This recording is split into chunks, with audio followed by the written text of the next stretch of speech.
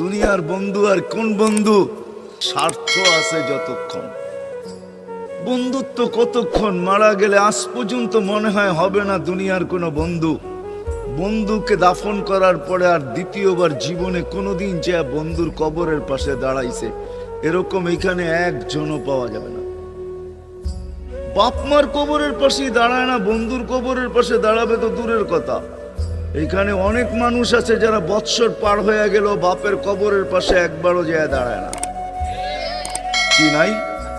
হ্যাঁ, কয়জন আমরা বাপের কবরের পাশে যায় দাঁড়াই?